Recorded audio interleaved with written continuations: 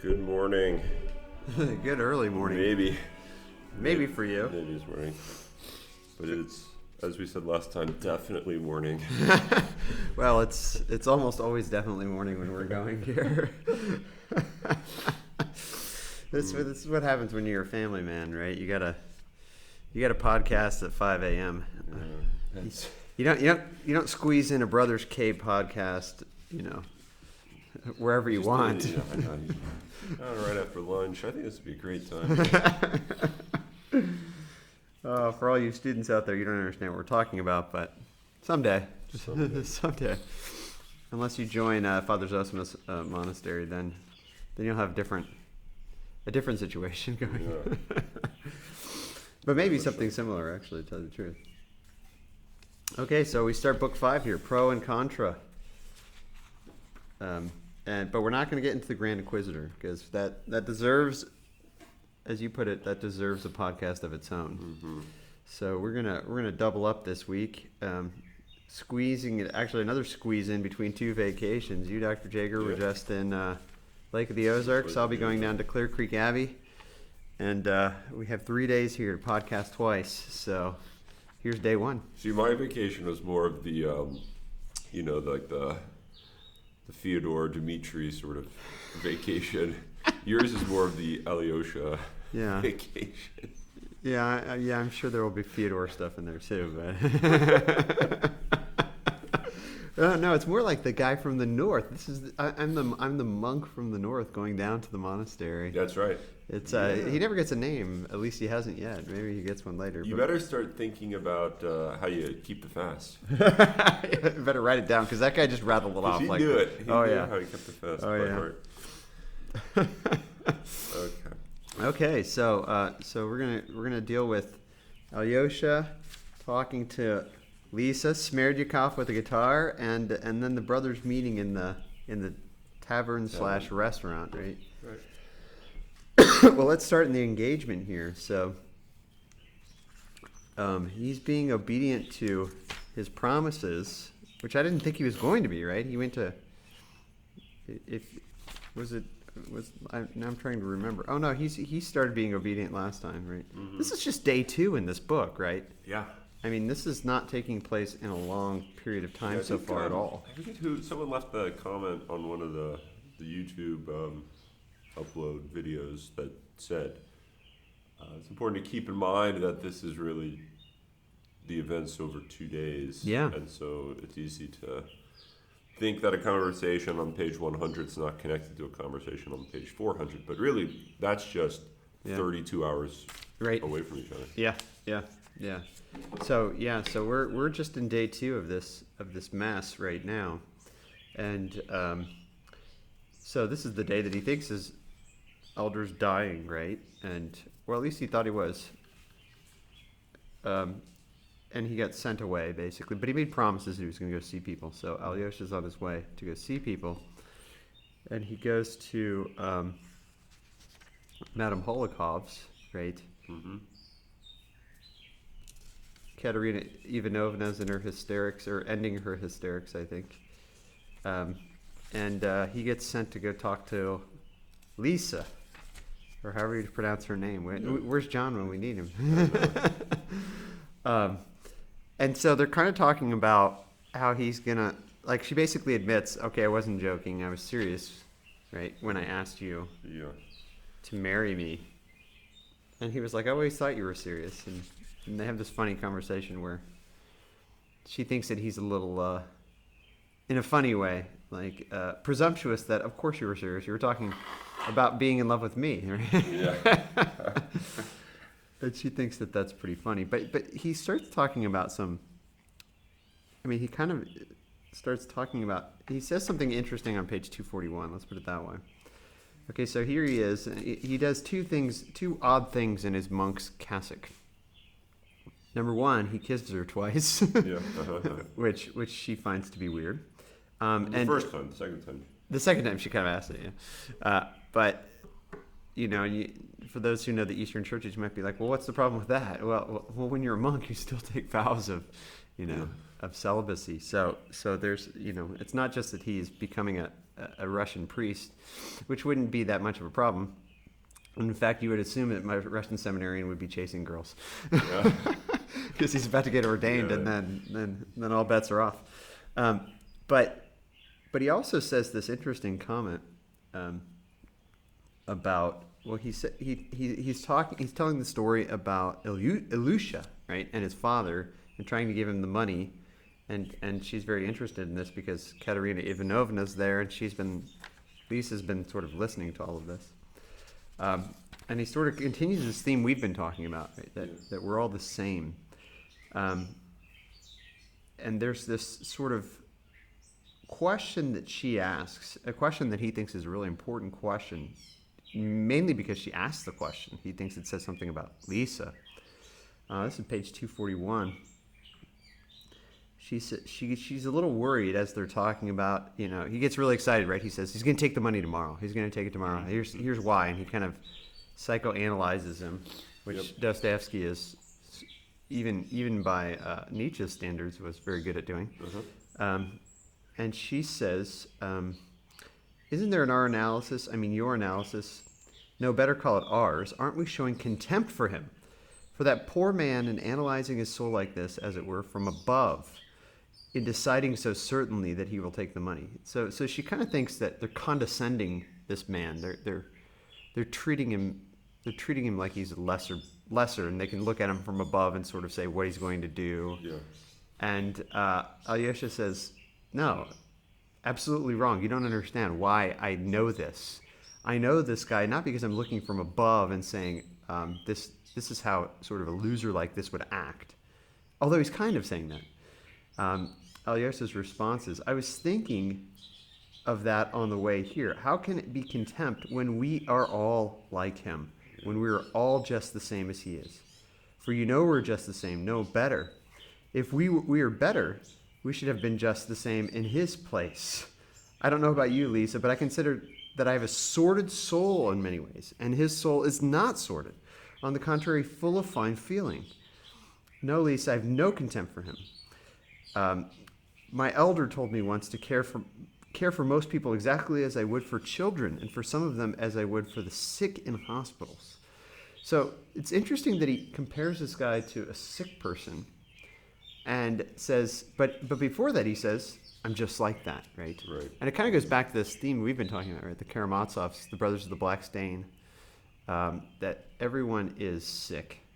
And in some sense, the way Alyosha is talking about this guy is he's actually not, like if I was in his place, I think I'd be worse off. I don't think I would be as fine feeling as him, right? Because the whole story that the captain, is he a captain? I think so. Yeah. Snerjanov or something like that. The whole story that he tells of his son and sort of taking care of his son and loving his son. I think Alyosha thinks if I was in his position, I would not be that good. Right. So there's something interesting about this sort of this continual theme of we're all united in our sinfulness. Where in here, in this somewhere, I'm looking for it now, I can't find it. He mentions, you would ask that question because you've suffered so much and you've gone through. Yeah, it's 243 near the top. So was this before you just read from? Yeah, I just read on 241. Okay. So it's 2 pages later when he says, she's laughing at him. I'm glad you laugh. You laugh like a child, but you think like a martyr. And she's like, how like a martyr?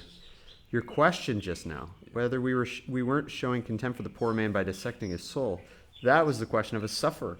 Right. You see, I don't know how to express it, but anyone who thinks of such questions is capable of suffering. Right. And we already know she is, right? I mean, she's in a wheelchair.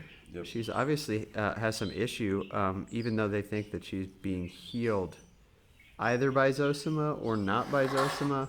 And Zosima doesn't know if it's by him either. Yeah. But there's something about being capable of suffering that makes one wise or even more holy. Because he uses the term martyr. Yeah, I think you have. I think maybe what's being suggested is you have some insight into reality by your suffering.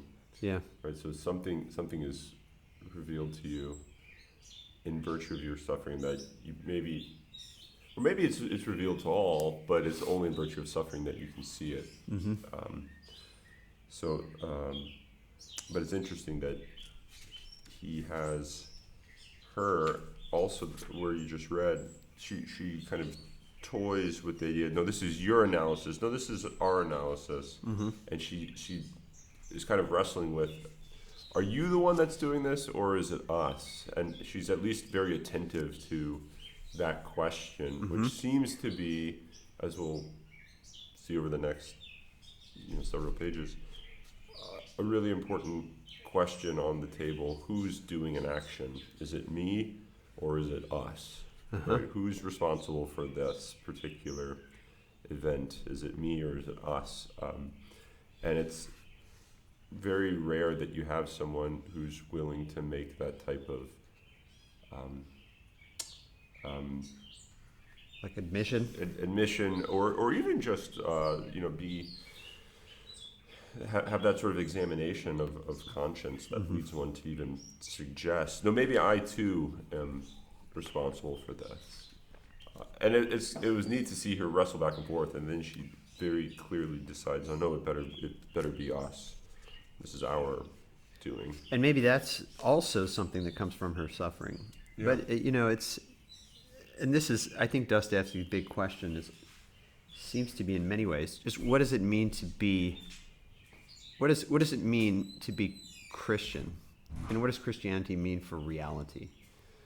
And if it's true, here I'm going to get theological. Right? Yeah. If it's true that Jesus Christ is the revelation of God, who is being itself, and if it's true that the ultimate revelation of God happens on the cross, which I think we have to say as Christians.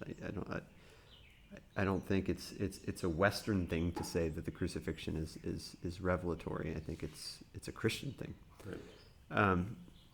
Then it would seem that anyone who enters into this is really entering into being. Mm-hmm. Entering into suffering is entering into being, and then you start. I was thinking about this actually recently. You start asking questions of, must being suffer? I mean, is it just the nature of being to suffer? And what is suffering? And is there something in God that is a suffering? Or, to use a Balthasarian term, a supra-suffering? Mm-hmm. But nonetheless, if that's a revelation of being, it's not just it seems like it's not just a mechanism or a sort of a detached image of what God is. I'm going to show you what God is by this detached image. Especially if we talk about the incarnation, being the incarnation, really being God. And it seems to me that the suffering on the cross is not a detached image of, here, this will help you understand what God is as an analogy. Right. But instead, I'm revealing to you myself. Yeah. Full stop. And that means that you can only properly, adequately understand suffering by, and you can only understand reality through Right. suffering, but that means you only understand suffering through participating in it, through undergoing it yourself. And so to think that you can understand suffering by sitting in your cozy little pre-planned safety bubble. Farrell Academic Center office. You think I know all about suffering. I was thinking I didn't want to jump ahead, but we can jump ahead. No, I was already jumping ahead in my mind. As you were saying. By thinking like, oh, I understand suffering because I read all these newspaper articles, and I've seen all of the horrible things that the Turks have done. But no, not the Turks, the Russians with their switches and their little whips and We prefer rods and rods and staves or something like that. It sounded like a Psalm 23. Yeah, no, I think it was deliberate. Okay. Throughout the whole thing, I mean, because Ivan, we're jumping ahead to chapter 4, I think. Yeah, that's fine. Hey, this is part of our podcast too, so we can do that. Yeah, but he rods and scourges. He translates it. He keeps going back and forth. He says, you have something they have the rods with them always, and they won't be taken from them. Or I forget. I mean, he seems to be deliberately, I don't playing off Psalm 23. Yeah. At the very least. And it's interesting though. You're riding your staff, and they bring me comfort. We talked about this already in this podcast, or no? I don't think so. No, this was Gregory of Nyssa, maybe. Yeah. When the bride gets beaten by the by the night guard. Yeah. And this idea of bringing you comfort, right? What does that mean? That the rod and the staff bring you comfort? Normally, we think like, oh yeah, Jesus is going to protect us from the wolves on in the dark valley, and Gregory of Nyssa at least thinks, no, it means Jesus is going to beat you. That's going to be good for you because you'll know reality. Yeah. And I don't know that Dostoyevsky doesn't think the same. No, and because so it's kind of slowly starting to come together because so Ivan thinks that I can make a claim on God and what God has done and is doing because I have seen reality for what it is, and what it is horrible, bad, evil. Right. And that's because he sees the and suffering. Here's my catalog. But he doesn't really see the suffering. I think the problem of Ivan is that he is looking at the suffering from the outside. Yeah. And whereas he says, I don't want anything to do with that. The whole plan, the suffering part especially, but even the redemption part, I don't want anything to do with any of this. Because it's not enough. It's not good enough. Yeah. Whereas Alyosha, I'm not going to be able to find this on the fly. Alyosha, at one point, Ivan sees that he's pained by this. Like this is visibly hurting Alyosha, and Ivan's sort of, after he checks himself and realizes he's kind of getting taken away, going over the top. Says, "Oh, I'll stop. I see that I'm ailing you." And he says, "No, I want to suffer. Yeah. I want. Don't stop. That's page 269. Yeah, if you want to. Yeah. It's right there towards the top. Yeah. This is his sort of explanation of what I call the privy girl, the girl who's in the outhouse. And, yeah.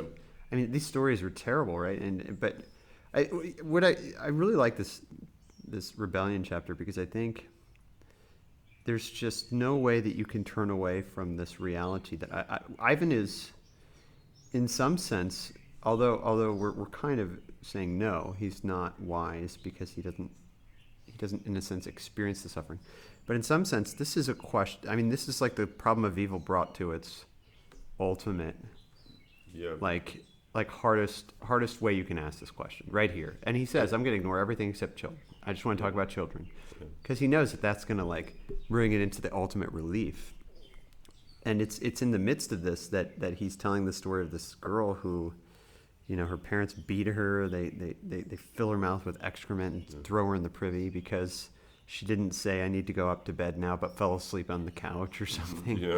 Like horrible things. And here's what I don't think. There's no way that happened because I know stuff like that, right? And that's what Ivan's trying to get at, right? And he asks this question. He asks these questions at the end of that story, right? He talks about her meek, unresentful tears to dear kind God to protect her, and he keeps bringing that line up that he uses there. Do you understand that, friended brother, you pious and humble novice? Do you understand why this infamy must be and is permitted? Without it, I am told, man could not have existed on earth, for he could not have known good and evil. Why should he know that diabolical good and evil when it costs so much? I thought that was a really good line there. Why the whole world of knowledge is not worth what that child's prayer to dear kind God. I say nothing of the suffering of grown-up people. They have eaten the apple, damn them, and the devil take them all. But these little ones, I am making you suffer, Alyosha. You are not yourself. I'll leave off if you like. Never mind. I want to suffer too. Mm-hmm. And the two there, it seems to be referring to all these children. Yeah. Right? And so there's something about, and this is a huge theme in Dostoyevsky in general, but I think maybe in this book even more, unity, solidarity, and suffering. I want to suffer too. I want to suffer with them. And it seems to be like the suffering with them that, I don't want to say justifies. Yeah. I don't want to say, and maybe justification is just not the right word, and maybe that's not what we're really looking for. That's what Ivan's looking for. So I think it ties up with the theme that we already saw a little bit last chapter, and we talked about it, I believe, in the last podcast, and it's going to come up in maybe the next one, but definitely when we get to the chapter on Zosima. But if it really is true that we are responsible for all, to all, right, then what that means, I think, is our suffering has the seeds of a type of atonement for all, right? So you see the sufferings of others, and if you yourself do recognize that you are responsible for that, then by your undergoing that suffering yourself, you sort of bring it to I don't know, redemption in some mysterious sense. It's not. It's to kind of say, I am the one who. Here's the reason why this is happening, and it's me, and I am going to make up for it, or maybe that's not a good way of putting it. I'm gonna bear it, right? Yeah. I'm going to, and I think this seems to be it seems to only make sense if there's some sort of metaphysical grounding for sort of a solidarity among all men. Right, and ultimately a solidarity in the sin, right? Then this goes back to this idea that we're all Karamazovs. Yeah, and then the way that it gets redeemed is that if there is one Lord Jesus Christ who we share in through baptism, then it means that the redemption that Christ earned on our behalf through his suffering and his taking on all the suffering of the world, then it's something that we ourselves, in virtue of being Christians, in virtue of being baptized, we have to take on ourselves, or otherwise we have no share in his name, because we're not living the life that he lived. Yeah, St. Paul says we'll live with him only if we die with him. Yeah. Right? Yeah. And of course that's what Alyosha, right before the Grand Inquisitor, brings up. He says, Alyosha is, he's a great character. I love Alyosha so far. And I keep going back to Dostoyevsky's own preface where he says, maybe you won't understand why this guy's the hero. Because what does he do? Let's go back to the engagement chapter super quick here. He says, he's talking to Lisa, and Lisa says, I don't like your brother Ivan, Alyosha. And he says, he heard this, but he didn't say anything about it. And this is Alyosha's response, though. My brothers are destroying themselves. Page 245. My father, too. They're destroying others with them. It's the primitive force of the Karamazovs, as Father Paisi said the other day, a crude, unbridled, earthly force. Does the Spirit of God move about that force? Even that I don't know. I only know that I, too, am a Karamazov. Me, a monk. A monk! Am I a monk, Lisa? You said just now that I was. Yes, I did, she says, and he answers this. And perhaps I don't even believe in God. Yeah. And you hear that, and this is the hero of the book. He says maybe he doesn't even believe in God. And when he says that, you really think that he's really asking that, he's really kind of throwing that out there in sincerity, right? And it kind of goes back to that, what we've talked about before. What does it mean to believe in God? Mm-hmm. Right? It's not just saying true on a true false. Yeah. Do you believe in God? God exists, right? Yeah. And so, but I think he's being honest about sort of the impossibility of the modern to be untouched by atheism, which is of course the obsession of Dostoevsky. But I think his saying that is really important, and his. Go ahead. I love the way the narrator puts it in the next paragraph right after, and perhaps I don't believe in God. Then Lee says, "You don't believe? What's the matter?" and then you have the narrator sort of commenting on this. But Alyosha did not answer. There was something too mysterious, too subjective in these last words of his, perhaps obscure to himself, but yet torturing him. Right? I love I love that he is he's not speaking from an idea of what I should be saying as a monk, right? Here's what monks should say, therefore I'm going to say this. Right, because then you wouldn't be a true monk, going back to Zosima's own explanation. Exactly. So here, I think this is sort of a necessary precondition of actually believing in what you believe in, right? I think this is a type of the type of freedom that you have here, which is pretty remarkable, that he's not afraid even to admit this. And I also this section here, too mysterious, too subjective, perhaps obscure to himself, but torturing him.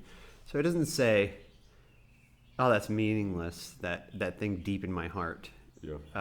But it's mysterious, and I don't even understand it. But maybe I don't believe. Yeah. Right? Yeah. And I think it gets less obscure in his conversation with Ivan, because throughout this conversation in the rebellion chapter, he'll say things like, the final sort of the crescendo of the rebellion chapter is as he talks about these children suffering and all the terrible things that happens, and if there is some ultimate harmony at the end, he said, if I'm not there, it's unfair. I want to be there when everyone suddenly understands what it has all been for, says Ivan in 271. He asks this question about, and he actually says what we were just talking about. Interesting. 271 in the middle of the page. It's beyond all comprehension why they should suffer, the children, right? And why they should pay for the harmony. Why should they too furnish material to enrich the soil for the harmony of the future? Which, even that language, harmony of the future, it sounds like this is socialism. This is Marxism. I was just going to say, this is, and I believe this was a critique that a lot of early, I mean, it continues, but it was very early on, that the future state is sort of built out of the blood and the sweat and the sacrifice of the earlier conditions, right? So that you go through all this so that you get this future state, right, of redemption of man, right, and single brotherhood and what have you. And it turns out that there's no share. I as an early member of the peoples of the history of the perfection of man. Yeah, that I have no share in that. Right. So in a sense, it seems to be for naught, because I'm striving for something that I have no. It's not my end. It's not. Why should I sacrifice for this future reality that is not going to be right? That I won't even participate in. Yeah. Yeah, and it's funny, your whole explanation right there. I've been wondering, are you talking about Marxism or Christianity? Which one? Yeah. And that's kind of the question that's being asked, is Christianity just Marxism with sort of another world rather than this world? Yeah. Mm-hmm. And I think Dostoyevsky is wrestling with the fact that you have to reject that if you're really going to understand what Christianity is about. And I think that's why Nietzsche really liked at least a lot of Dostoyevsky's things, because I think it's pretty clear when you read Dostoyevsky's works, especially this one, that he's trying to break down the separation of the kingdom of heaven and the kingdom of earth. Yeah. We tend to want there to be this radical separation. Yeah. And going back to that conversation with the monks and Ivan about his article, he was trying to show, or what was one of the things being suggested was, what's the relation between the church and the earthly kingdom? And it looks like the unification of the two is the goal, but how do you get the unification of the two? Maybe it's to destroy the kingdom of earth and set it up in heaven. So there's a unification that, like, you know, this is all meaningless. Let's just, there's really nothing here. There's no kingdom of earth really at all, just this one. Or maybe it's the other way around. There's no kingdom of heaven. It's just the kingdom of earth. And it's just the church understood as like the earthly reality. So I think which is kind of the Marxist way. Right? Yeah. And I think what you get teased out. One of the things, I don't want to say this is like the main point of the book, but one of the things teased out is this question of a dualism between heaven and earth, and how should you understand the relationship between the two. And at the very least, Dostoyevsky is seeming to say there is no dualism. Yeah. Why is it an either or? Right. That's the question. Right. I think that's being asked. And only if you do go the either or route do you get into problems like Ivan is in, I think. Yeah. And if you read Nietzsche's Twilight of the Idols, you see he's making that same push. He's trying to get rid of that same dualism. Now he kind of moves in a slightly different direction, but he's worried about that exact same issue. Yeah, so I think so. Let me keep reading here a little bit as he's sort of coming to his crescendo. He says, why should they pay for the harmony? Why should they too furnish material to enrich the soil of the harmony of the future? I understand solidarity in sin among men. That's the big thing we've been talking about. I understand solidarity in retribution too, but there can be no such solidarity with children. If it's really true they must share responsibility for all their father's crimes, such a truth is not of this world and is beyond my comprehensions. Some jester will say, perhaps, that the child would have grown up and have sinned. But you see, he didn't grow up. That is a killer line. He was torn to pieces by the dogs at 8 years old. Oh, Alyosha, I am not blaspheming. I understand, of course, what an upheaval of the universe it would be when everything in heaven and earth blends in one hymn of praise, and everything that lives and has lived cries aloud, Thou art just, O Lord, for thy ways are revealed. When the mother embraces the fiend who threw her child to the dogs, and all three cry aloud with tears, Thou art just, O Lord. Then, of course, the crown of knowledge will be reached, and all will be made clear. But what pulls me here is that I cannot accept that harmony, right? And that's the big thing, right? He says, and while I'm on earth, I make haste to take my own measures. You see, Alyosha, perhaps it really may happen that if I live to that moment or rise again to see it, I too perhaps may cry aloud with the rest, looking at the mother embracing the child's torturer, Thou art just, O Lord. But I don't want to cry aloud then. It's not worth it, he says. It's not worth it. Yeah. Which I think is... And he ends this by saying, I mean, let me keep reading here. This next page, by the way, is the best one in the whole chapter. I think 272, and I think this chapter is maybe the best one in the whole book. But so far, let's put it this way: this is the chapter I remembered from reading it, 15 years ago. It's hard to forget this one. Yeah. So he says it's not worth it because those tears are unatoned for.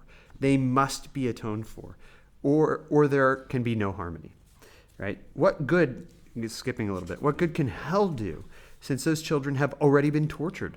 And what becomes of harmony if there is hell? This is like the question of sort of universalism, right? I protest that the truth is not worth such a price. The sufferings, this is, I think, the killer line that he has and the best argument that he has. Let her forgive, he says about the mother embracing the oppressor. I don't want the mother to embrace the oppressor who threw her son to the dogs. She dare not forgive him. Let her forgive him for herself, if she will. Let her forgive the torturer for the immeasurable suffering of her mother's heart.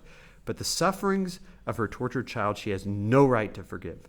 She dare not forgive the torturer, even if the child were to forgive him. And if that is so, if they dare not forgive, what becomes of harmony? I don't want harmony. From love for humanity, I don't want it. I would rather be left with unavenged suffering. I would rather remain with my unavenged suffering and unsatisfied indignation, even if I were wrong. He says, I hasten to give back my entrance ticket to this world. That's a great line. Yeah. And Alyosha says that's rebellion. But the whole time before this, if you remember, as he's telling about all these horrible things that happened, and whenever Alyosha, who's listening very attentively, right, whenever Alyosha comes in, and he says things like for example, at the bottom of this page, right? He says,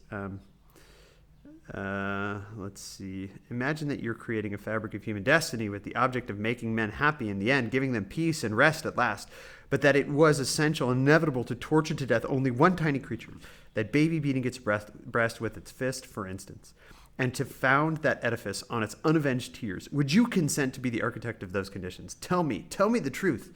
No, I wouldn't consent, Alyosha says. But this is not the first time that he's agreed with Ivan in the midst of all this. Over and over, he agrees with him. And I think, to me, as we brought up this, you brought up that narrator saying the mysterious, obscure, subjective reality, obscure even to himself, that was torturing him. I feel like it's becoming less obscure as Ivan talks, and he's like, yeah, because I wouldn't accept this. And so Ivan is, the thing about Ivan, or not Ivan, I'm sorry, the thing about Alyosha that is so impressive, and why I think he is heroic, is because he does what Zosima tells everybody to do. He does not lie to himself, and he's true to himself. Yeah. And so when Ivan brings this up, him sitting there in his monk's cassock doesn't say, well, here's the answer to the God thing, right? And here's his brother. Yeah. And this makes me really think of all my evangelization students. Right? Here's his brother who's the atheist, who's the one who rejects God, right? Whatever that means, and whatever it means that he's an atheist.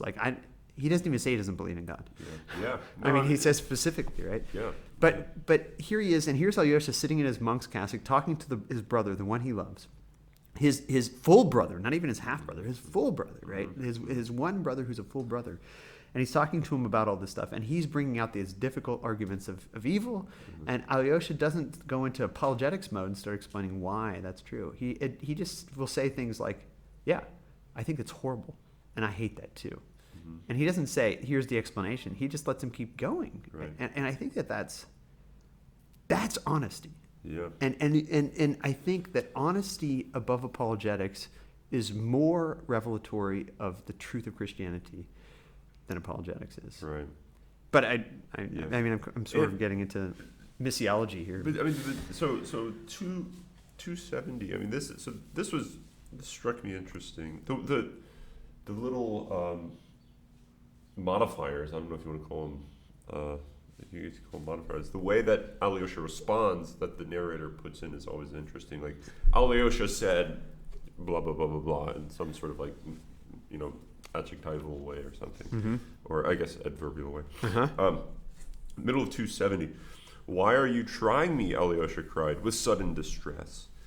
Will you say what you mean at last? So Alyosha seems to be distressed with the fact that Ivan is trying him, right? So this is there seems to be something deliberate that Ivan's trying to do. He's trying to sort of put Alyosha to the test, and also many times in here, the narrator, or even Alyosha can't remember, makes the comment that Ivan's sort of not himself, and or maybe this was in The Grand Inquisitor, I can't remember, but you get the impression that maybe it's someone else who's speaking. Here at the end of The Brothers Make Friends, he says this very intriguing line. This is a great chapter too, but he says, "Dear little brother, I don't want to corrupt you or to turn you from your stronghold. Perhaps I want to be healed by you," which is an interesting way that he puts it. Right. And then he says, Ivan smiled suddenly, quite like a little gentle child. Alyosha had never seen such a smile on his face before, which I don't know what that means there, but I think is really significant. Right. And I think the fact that he wants to be healed by him, and it makes me think of the conversation he had with the monks when he got very excited that Zosima was talking to him about. What was it? Were they talking about his article? But he showed this excitement that Alyosha was like, this is weird, that he's so excited about this. Yeah. There's something that's crying out in him. And when Zosima responds back to him, I forget that was. I kind of want to go to that chapter now. So he responds, and Ivan's kind of taken back and very receptive of it. And so much so that he gets up and walks over and he bows and maybe kisses Zosima's Yeah, hand or something. yeah. But I remember, I remember finding that interesting. But I don't know. I get the impression that Ivan is kind of putting Alyosha to the test on purpose, and maybe some of it is to suggest that you're the only one that I know who has any sort of insight into the meaning of life, because early on he says there's no meaning of life. You just get to 30 and then you dash the cup. Yeah, right. Unless you're a loser like Fyodor, and then you push it to 70 and 80, which is despicable. Yeah. So I kind of wonder if Alyosha's the hero of this novel, because at the obedience to his elder, right? So it's not, what's interesting is he's not going and making all these visits and finishing, all of these conversations out of, say, just the pure goodness of his own heart and love for them. He actually is doing this because he loves his elder, and this gives rise to a love for his brothers and his father and what have you. But initially, it's out of this obedience, and it's this moving into the life of Ivan that gives Ivan this insight into a completely different way of living, and it kind of tortures him throughout. Well, as we'll see, it may be one of the reasons why he is both loves Alyosha and wants Alyosha to save him, but at the same time, he's also trying to corrupt him, because it seems to be contrary to the only thing that he knows, which is there is no morality, there's no point of this. So why are you doing this? But at the same time, Alyosha is someone that he knows, and therefore it kind of, Alyosha makes sense to him. Christianity doesn't make sense to him, right? And so it's this kind of, who do I believe? Do I believe Alyosha or do I believe Christianity? Right, and there's a question of is Christianity sort of a system that's believable, or is it only incarnational, where Alyosha is Christianity, right? Rather than Christianity being an explanation of the problem of evil, right? Because someone could say, "Oh no, Alyosha, you just deviated from Christianity because you said perhaps I don't believe in God." So you've actually gone away from the heart of Christianity by that. Yeah. But maybe what's being suggested is that's not to move away from the heart of Christianity, but it's to be true to yourself, not in this sort of hippie way, but it's to be true to yourself. Right. And this full admission of what it would take to truly believe in Jesus Christ, and therefore it's sort of a confession, and therefore moving towards the heart of Christianity. Which is again goes back to the solidarity with all sinners, right? Why can I be united with the drunk captain who's ruining his family's life? Yeah. It's because I'm no better than him, and in fact, he is better than me, right? Because I know in my heart of hearts that perhaps I don't believe in God, right? Yeah. And sort of this, but that's it sounds so paradoxical. That's the heart of Christianity is to be true to yourself and to admit all of that, right, and your own responsibility for everyone. Yeah, and it's ultimately you admit responsibility only because of love, right? It seems that it's love which is the only thing that is credible. As Balthasar once said, the only thing that makes sense out of life, right? So the only way that you can understand life is through love, and therefore, if you don't love, you're not going to understand life. Same with suffering, right? Suffering is only going to make sense if it's understood in love, which is going to be in a compassionate sort of way, that you're going to have to suffer with the others. Which is I think ultimately why this whole chapter on the rebellion is like, that's the heart of it, because Ivan, who doesn't love, right, and he even talks about before this, when they become friends, he's ditching Katerina, and that's the greatest freedom that he's ever had. Now he doesn't have to worry about that. But it should be like destroying him in some sense. But now he's like, I don't even have to love her, which she by her own like beauty and wonder forced me to love her, right? Just by being who she was, he fell in love with her, right? But so if Ivan doesn't love, then of course he's not going to answer the question. Right. And if Alyosha does love, he's not going to answer the question in the way that people look for answers, but he's going to, man, this sounds hippie, he's going to be the answer to the question of suffering, right? By suffering for the other, right? By loving the other. And I think Ivan kind of gets at this at the end of the Brothers Become Friends chapter, Brothers Make Friends chapter, where he says, he doesn't accept the world, before he gets into why he doesn't accept the world. And he even says, actually on the first page of the Rebellion, right, this idea, Christ-like love for men is a miracle impossible on earth. Yeah. He was God, we are not gods. And there's a dichotomy there, too, in the Nestorian kind of dichotomy in the incarnation. Yeah.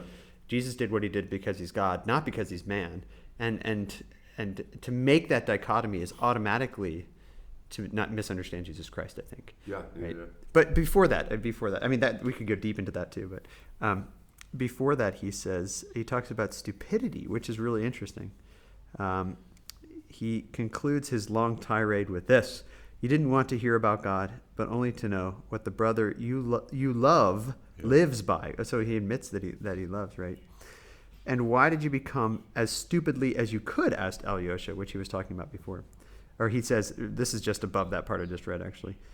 "Alyosha, that's my creed. I'm in earnest in what I say. I began our talk as stupidly as I could on purpose, but I've led up to my confession, for that's all you want." But he says this paragraph on stupidity, which is interesting. To begin with, this is Ivan, "for the sake of being Russian. Russian conversations on such subjects are always carried on inconceivably stupidly. And secondly, the stupider one is, the closer one is to reality. The stupider one is, the clearer one is. Stupidity is brief and artless, while intelligence wriggles and hides itself. Intelligence is a knave, but stupidity is honest and straightforward. I've led the conversation to my despair, and the more stupidly I've presented it, the better for me." That's really interesting. And it's right after that he says he wants to be healed by him and does that childlike smile. Yeah. But I think, I think it was Peter Grafe that said, only someone who's a complete ignoramus or someone who has a PhD would argue X, Y, or Z, right? And I think that kind of gets to the heart of that. This idea that if you become really, really, really think about things and become wise in the world, lots of times you'll make excuses or say stupid things about things that people know aren't really the answer to things. And it kind of goes back to sort of the apologetics. Think about the biggest atheists in this book. They're the divinity students. Yeah. That's true. Yeah. That's true. And let's go back to Father Zosima's meeting the pilgrims, right? Who are the ones with faith? It's the peasant women with faith, right? It's Madame Holocaust who is contrasted with them, who has little faith. Right? And so I think there's something about quote unquote stupidity, as he kind of talks about it, that actually is, it does not obscure one's ability to see reality for what it is. And that when you dive into the questions and analyze and all that, then you risk basically making excuses for things and not looking at reality as it is. Yeah. But that's the beauty of Alyosha, right? Is that he won't do that, right? And it's also the beauty of Ivan. Right. Ivan won't do that either. I mean, Ivan's a smart dude, right? He's publishing articles on Church and State, but he will sit here and ask the question of children's suffering.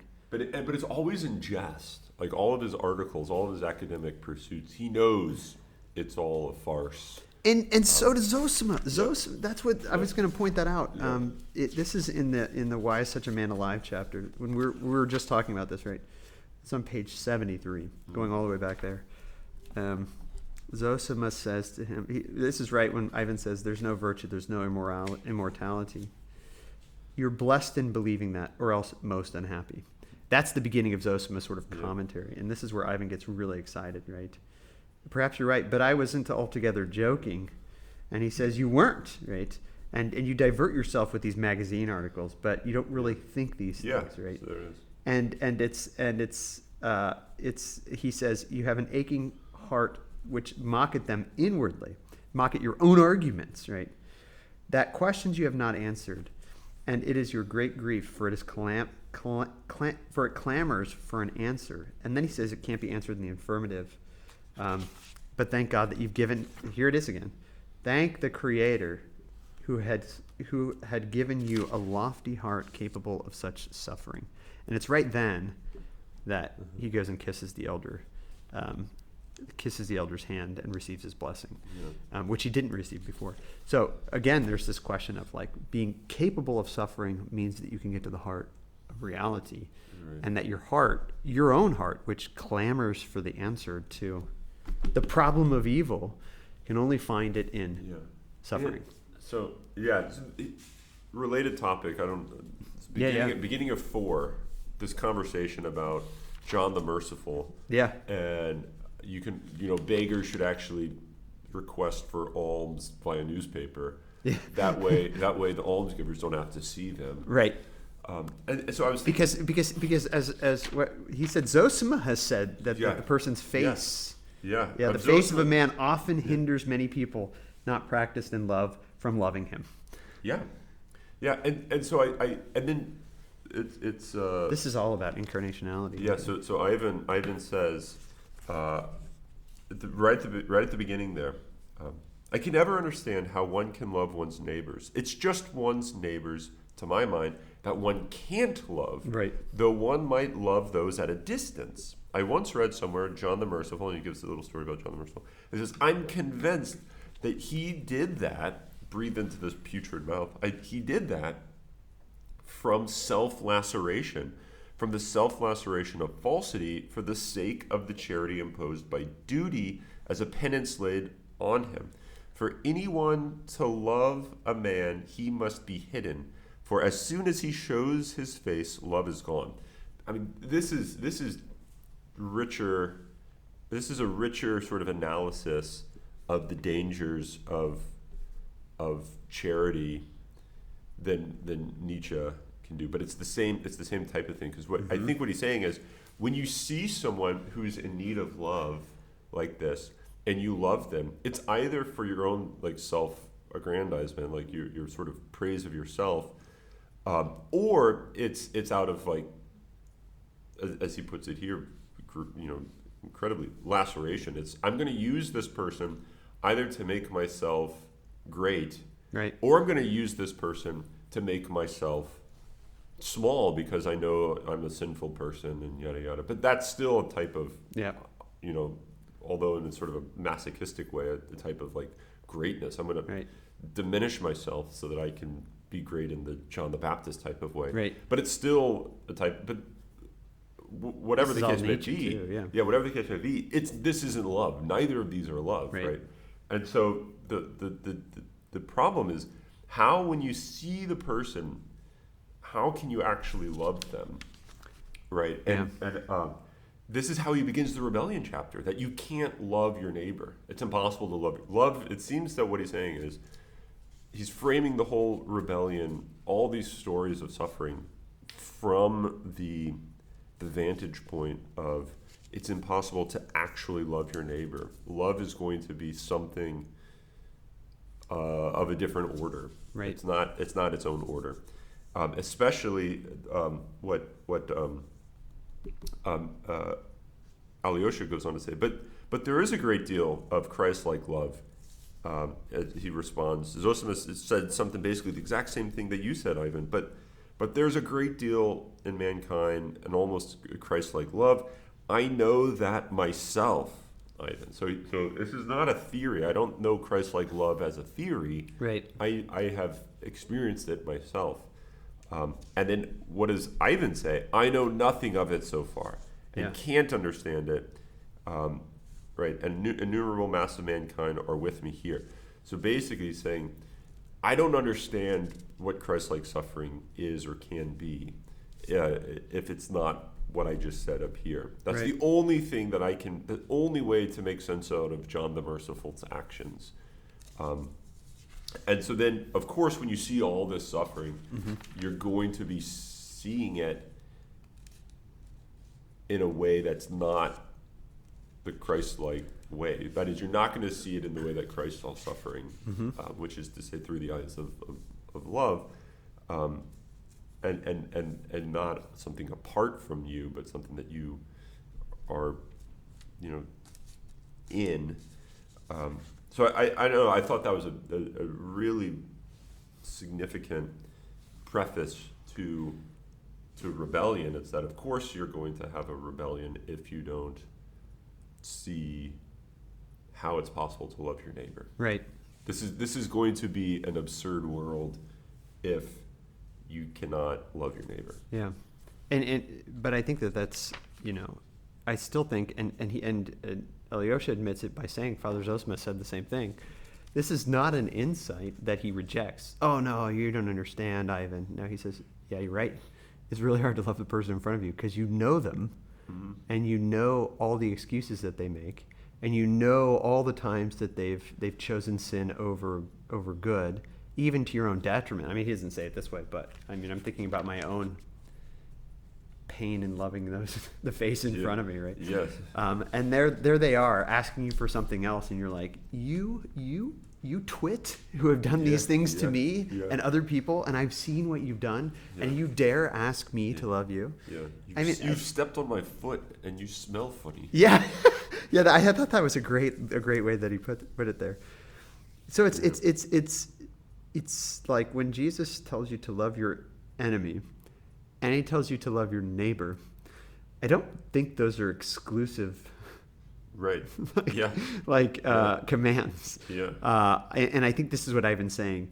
It's your neighbor who is by his very being your neighbor, your enemy.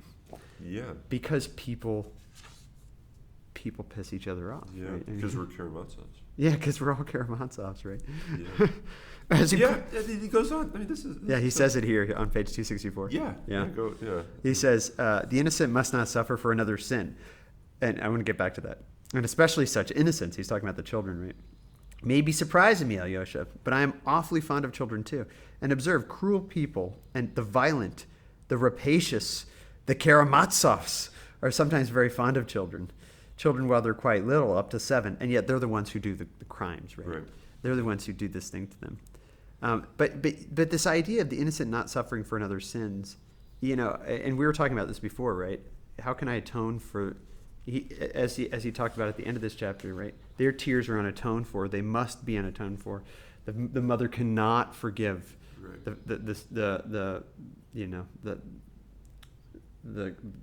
the retired army officer who sends the boy out to get ripped up by the dogs. She dare not forgive. And I think there's something about solidarity that you were talking about before, right? If it's true that we take on everyone and that we're united in some way, even in sin, maybe actually in sin, right? Which seems to be one of the questions of this book. Yeah. Just wait. Oh, good. If you think we've seen sins up to this point, it's all coming. Yeah. But this idea, the innocent must not suffer for another's sins, or even that I can't forgive another for their sin against a third party, right, is all based in what we were talking about earlier in the semester, or last semester. I guess it's over. The Schindlerian bourgeois metaphysics, right? This idea that I am me, you are you, and that's it. Then of course I can't forgive you for another's sins. Right. I would have no right to. Right. Not only that, but if I did that, it would be wrong of me. Yeah. And so in a sense, the forgiveness of the mother for the murder of her child is evil, Right. rather than the ultimate good. That's assuming there is not a solidarity. That when the mother forgives, it is in a sense the child forgiving, right? And yet there's still this. I mean, and as I say that, I have to admit there's still this part of me that says, but there is something wrong with that. Yeah, and I think the only way, I think when you say it, I think this is Alyosha's point. When you say it, it doesn't make sense. It sounds stupid. You would reject it, and Alyosha seems to reject it when he says it. He says he wouldn't consent. Yeah, I wouldn't consent either. He wants to. It only makes sense in this mysterious manner when you yourself actually do it. Right. Right. So like the reason for why this would be okay to do is when you actually do engage in this type of forgiveness and this type of suffering and compassionate suffering. That is, you undergo the type of suffering that the other has done because you recognize that you are the one that's responsible for it, and that you forgive. And there's something about forgiveness that's almost, in some sense, the ultimate suffering. I mean, to forgive someone for what they've done to you or to someone you love is like a greater suffering than maybe the suffering that you endured at their hands. But it's also, I think I think that's dead right. But it's also the greatest.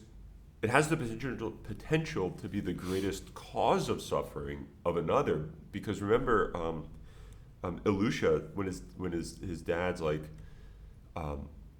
talking to him, and Alyosha says, "Oh, when I grow up, I'm going to become one of those really rich captains who says."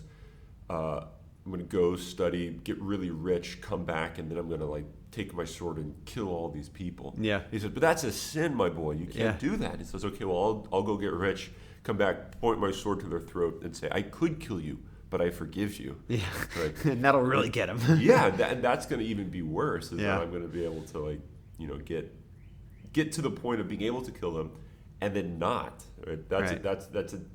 It's still a type of murder, and maybe in a sense it's even a worse type of degradation of humanity, that you use forgiveness as a weapon, as the exact opposite of it. Right? And it's that Alyosha point is the idea, I am better than you, and this is why I can do this. Whereas Alyosha continually has said throughout this book, it's because I'm not better than that person that I can that I do this. Right. I recognize that they're actually better. Like the drunk captain, who beats his wife and his kids, is better than Alyosha, because he said I mean Alyosha probably I would have killed them by now if I was him. If I was in his situation. Yeah, and I think it's important that. I mean, maybe what's the main plot here? Here's one of the interesting questions. What's the main plot? The inner or the outer plot? Well, what's the main outer plot? I mean, it seems that it's the Ivan and Alyosha and Dmitri and Fyodor and this whole thing. But you kind of get this other plot that's taking place on the side with Alyosha and I mean, we haven't seen a lot of it yet, but a little bit. Mm-hmm. And Alyosha wants to befriend this boy. Yeah. Right. And I think there's something really significant about that, because it seems to be exactly what would go counter to this rebellion chapter. He's trying to take on the suffering of that whole family, really. Yeah. Right? I mean, he literally took it on by having stones thrown at him. Yeah, and his finger bit. And his finger to the bone. Yeah, and I think the setup of and maybe I don't know. We're getting close to time. Maybe we can, unless you had something else you wanted to talk about. No. Maybe we can end here. The setup for the Grand Inquisitor is after he says, "I don't accept. I give back my entrance ticket. Would you consent to this, Alyosha?" He says, "No, I would not consent." Would you admit that it's worth it? "No, I can't admit it, brother." Alyosha suddenly, with flashing eyes, said suddenly with flashing eyes, "You said just now that there is there, this is page 273, is there a being in the whole world who would have the right to forgive and could forgive? But there is a being, and he can forgive everything, all and for all, because he gave his innocent blood for all and everything. You have forgotten him, and on him is built the edifice, and it is to him they cry aloud, 'Thou art just, O Lord, for thy ways are revealed.'" So Alyosha, his ultimate answer to this is and I think this is not the kind of answer that Ivan's looking for. He wants an explanation where, the statistical scales have been balanced in some sense, right? Okay, so this horrible thing happened to this totally innocent child. How are you going to balance that out? What are you going to do? And Alyosha's answer is just pointing to Christ. And so it's not that Christ balances it out in some sense. It's in some sense that Christ is the meaning of all reality, and that he is the answer in a non-answer way. Like it's not ask question, get answer, but it's maybe a surprising re-asking of the question, something like that. I mean, he doesn't put it quite like that, but this is kind of how I'm thinking of what's going on here, because he says, I wouldn't consent, I wouldn't admit to this, I would give back my entrance ticket too. But then there's Jesus, right? And it's this sort of answer to the problem that doesn't come as an answer in the way that Ivan's expecting an answer. And yet he's already thought of this. Hence the Grand Inquisitor. Yeah, because Ivan said, "Oh no, that's precisely him that I haven't forgotten." Right. He's like, "I'm surprised you haven't brought him up yet." Yeah. Usually you do all the time. Yeah. Right, and so I think it's important that so Ivan's approaching. I mean, this is, I think, a really important theme throughout the whole book, and we've seen it many times. He's approaching the question from the outside, and he's approaching Christ and the innocence of his blood and his sacrifice and his love from the outside, which is going to be, it's going to prevent him from actually understanding what that is. Yeah. So, but that leads you to say, how do I not approach him from the outside? How do I know Christ not externally as this idea, but how do I know him personally? And if you can't do that, if you can't make the transition from knowing him externally to internally or personally, then I think what you say about what the Grand Inquisitor's view of Christianity, I think, is going to be your view of Christianity, although not stated so starkly. Right. There's a lot at stake in being able to know and see Christianity from the inside, and what's at stake is the Grand Inquisitor's view of Christianity would serve you just as well. Right. And because ultimately it's saying, all right, Jesus, give me the answer to my question as I expect it. Yeah, and then you can drop off or not I don't care. Yeah. Because you've given me the answer. Right. But you're just like the means to this great answer. And it's the silence of Christ. Yeah. That in the Grand Inquisitor chapter, which we're already kind of getting into here, yeah. And in the silence of Christ, in his own stinking trials, that is the answer to the questions that are being asked. Right. And so, if you approach that from the outside, then those are actually non-answers. Yeah, they're insufficient. Yep. Right. And so this is the key, right? That you have to enter into, and again, going back to Zosima, thank the Creator who's given you a heart that can suffer. So, right, to enter into that in a way is to understand. I'm putting it in quotes. People can't see it. Understand the problem of evil, or understand the suffering of children. But there's the mysteriousness of it is still there, right? And you can't just, you're never going to get a satisfactory answer in an Ivan way. You're always going to have to get an answer in a Christ silence being way. Right. Yeah. Whatever that means. Yeah.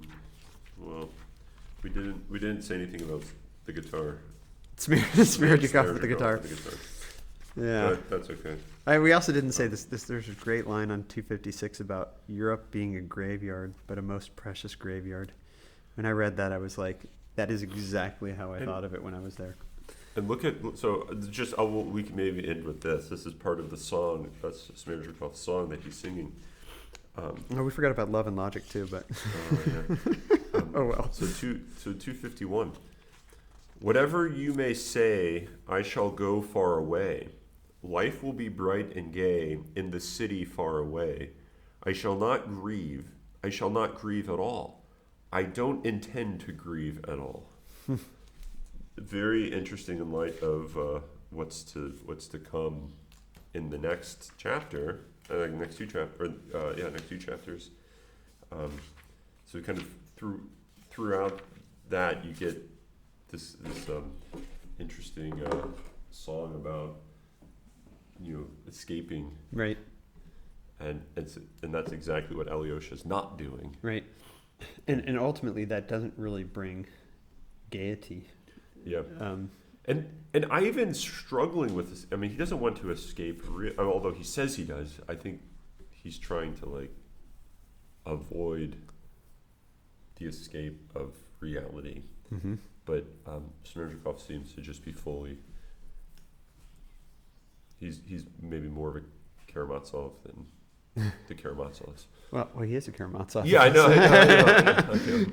But I think I think there's a theme in here too of monasticism and stability, and it's in stability that one actually finds happiness. Yeah. Which of course, but stability means staring your neighbor in the face and loving them. Yeah. Right. And so all the themes are kind of coming out here, in Zosima's answer, which is staying where he's at.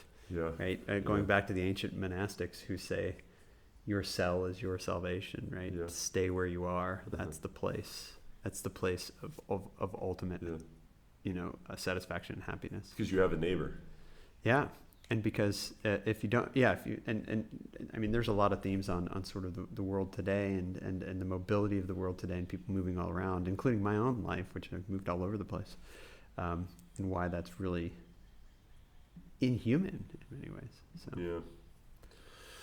So, won't you be my neighbor?